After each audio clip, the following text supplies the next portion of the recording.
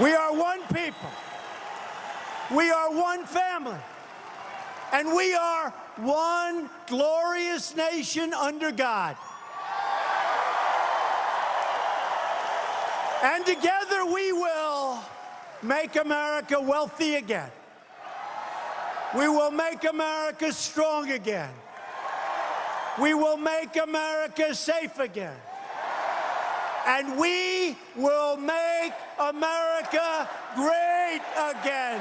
Thank you, Florida. Thank you.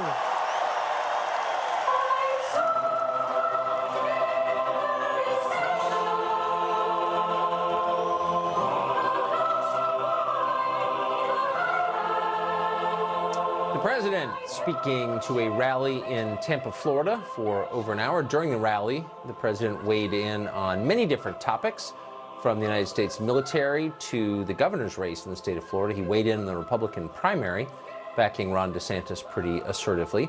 And he had this to say about the border, the U.S.-Mexico border. Watch.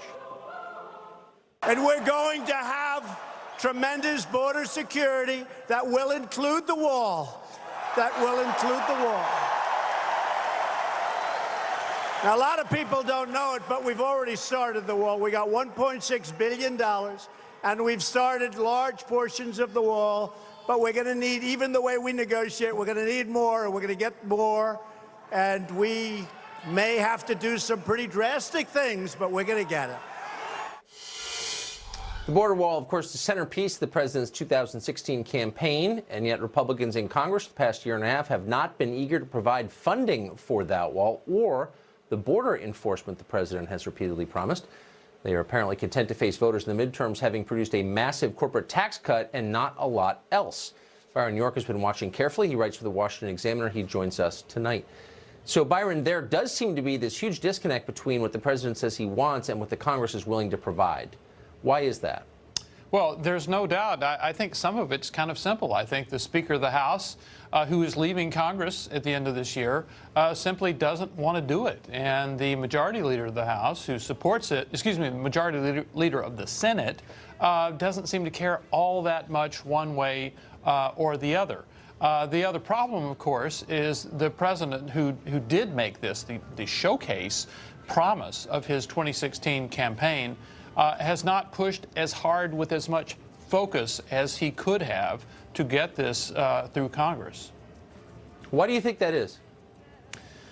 Well, I think, look, it took the president a while to figure out how to work with Congress. And how many times did we hear last year? We heard someone say, well, we can get the wall next year. We'll get it next year.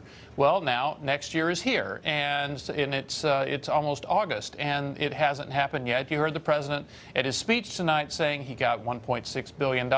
That's not going to do it. We're talking about $25 billion in real money, not promised money. And right. The president simply has not focused on this. Members of Congress need to be led. They need to be pushed. They need to be cajoled, in some cases bribed, for a president to get what he wants. And I think it's taken a while for the president to master that art.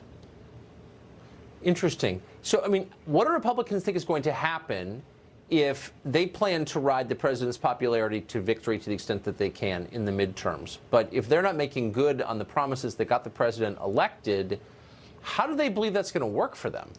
Go back to 2006. There was a bill passed called the Secure Fence Act of 2006. It mandated a triple-layer fence along about 700 miles of the U.S. border. If it had been built, it would have really helped stop illegal crossings of the U.S. border. It was passed with big bipartisan majorities in the House and Senate, 283 votes in the House, 80 votes in the Senate. Among those voting aye in the Senate were Senator Schumer, Senator Obama, Senator Clinton, Senator Biden, the two California senators, Boxer and Feinstein. They all voted for it. There was a bipartisan consensus to vote for it, and there was a bipartisan consensus not to build the fence. It wasn't built in the Bush administration. It was not built in the Obama administration. And so you've seen in the political culture of Washington the need to placate voters by promising to do something about this, but the determination to never actually do it. Yeah. Well, at some point, voters will rebel against that. They figure out that the football is being pulled out from under them. Byron, New York, great to see you. Thank you. Thank you, Tucker. Well, for more than a month now, supporters of illegal immigration in the state of Oregon have decided to halt the enforcement of immigration law by harassing the people who are tasked with enforcing it. Activists engaged in an Occupy ICE protest at one of the agency's facilities in Oregon. They finally left, but they left a gigantic pile of garbage to remember them by. Here it is. Where protesters once stood, trash now litters the property next to the ICE building on McAdam. Protesters left this behind. Work trucks packed to the brim with everything from food to furniture, cardboard signs, and wooden pallets. A TriMet official told Fox 12 workers even found needles on the ground. Cameron Whitten attended and slept overnight at the Occupy ICE camp in Portland. He joins us tonight. Cameron, thanks a lot for coming on. Tucker, it's good to see you again. So it's nice to see you. So is this a foretaste of what we can expect if the revolution actually happens? So you guys take over and leave piles of garbage. Why would this reassure anybody watching at home that activists like yourself should have any power over anything? Thank you for that question. So first, what I want to do is celebrate this successful display of grassroots, people-powered change. What happened here was Occupy ICE, both here in Portland and across the country, sent a powerful message about the economic and humanitarian crisis that has been created by family separation and other harmful immigration policies. We garnered the support of four former First Ladies, and we were able to successfully push the U.S. president to change a part of a draconian immigration policy. And there's more work that needs to be done to demand change. Slow down, Cameron. I know you're excited about this. Hold on. Why couldn't you use that people power you're telling me about to pick up the garbage before you left? How does that work? You mobilize, you've got a mass movement, right, of engaged people who want to make America better, but you leave beer bottles and hypodermic needles behind. Is that really the kind of change most people want? I don't think so. No, Tucker, it's a serious question. Like, why didn't you clean up when you left? Because can we talk about what's important right now about the interests of American people?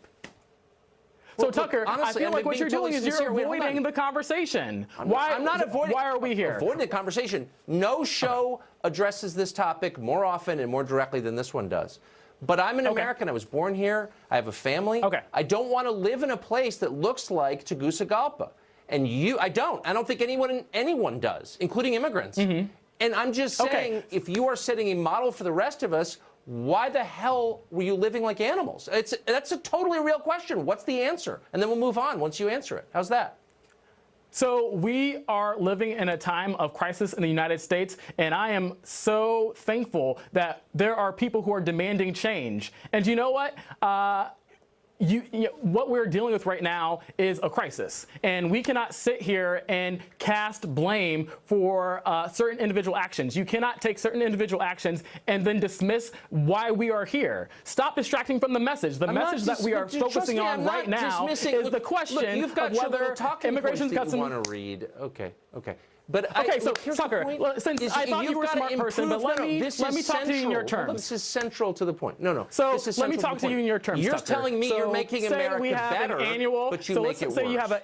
Let's say you have an annual family barbecue, and your brother-in-law shows up drunk. Do you cancel the whole barbecue? No. So what we're talking about right now is that there was a protest where people weren't just camping outside. People across the country, four former First Ladies, they were not camping in the streets. What we're talking about is the message of this movement and holding immigration customs enforcement and Trump's harmful immigration policies accountable. Look, I'm not going to agree with what everybody did. I'm not agreeing with what everybody did, and I'm sure that you don't agree with every conservative and their actions and what they say. But what you know what I don't agree with is the message of why we are here, and we cannot ignore the fact that Trump's policies are not beyond reproach. That we have to demand change, and we have to do drastic things, as Trump said. You're making me give up. Drastic things to have justice. I can't handle it.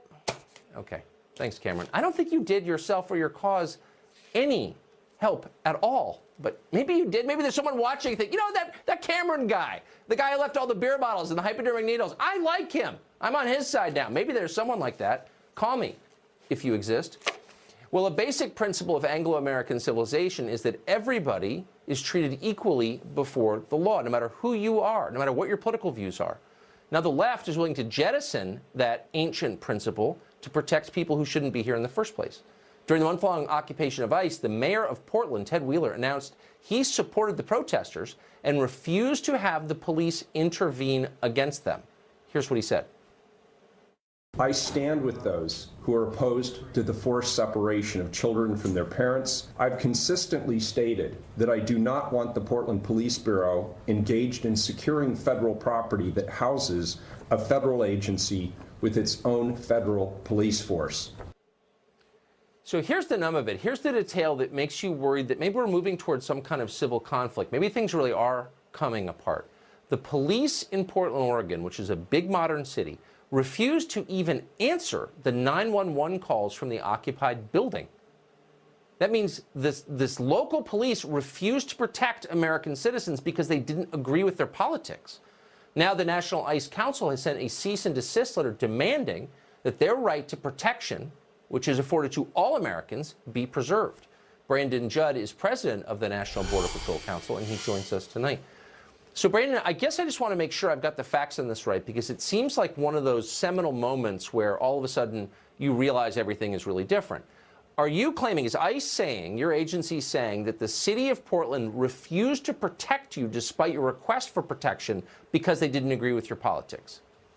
They did, and unfortunately for the citizens of Portland, what they have to understand is now if they disagree with this mayor's position, there's a good chance that this mayor is not going to allow their police officers to support them if they feel like they're in danger from attacks or their physical person is in danger. And that is the wrong message to send. But Tucker, let's be clear, that's actually going to play in the favor of the conservatives, because this is the kind of crazy talk that rallies the conservatives to the cause, that says we have got to stop this. And the vast majority of Americans but believe... wait a second. Where's this? Wait, hold on. Where's the Civil Rights Division of the Justice Department? They're denying equal protection under the law selectively to people whose politics they disagree with. I mean, that is a constitutional violation if there ever was one.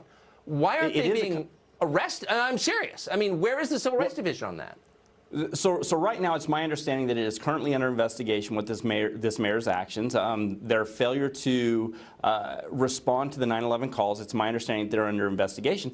But you also have to look at what the mayor said. The mayor said that there is a federal law enforcement agency. Is the mayor concluding that the federal law enforcement agency has the right to enforce all of the laws, including the laws of the city?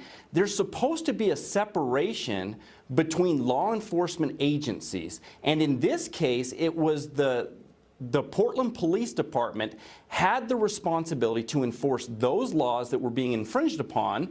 It wasn't the responsibility of ICE to enforce those laws. It was the mayor's responsibility, and he failed to do it. The bottom line is, when an American citizen calls a law enforcement agency for help because he feels he's in danger, that agency has a moral and legal responsibility to come to his aid. And they didn't because they don't agree with you. And that's the beginning of the end if we allow that kind of... They should... I mean, that's outrageous. That's totally outrageous. And just for the third time, to be totally clear, that's what happened. That's today's politics. And that's what we have to get beyond. And that's, again... Right. It makes me happy when things like this happen, because Americans, the vast majority of Americans, disagree with these types of policies, and then we can get people that care elected. It's unbelievable. Brandon, thank you very much for that. I appreciate it. Thank you, Tucker. Paul Manafort didn't kill anybody. He didn't deal drugs. He's not even accused of colluding with Russia. He is rotting in solitary confinement like a serial killer and facing 300 years in prison. Why is that? We'll tell you next.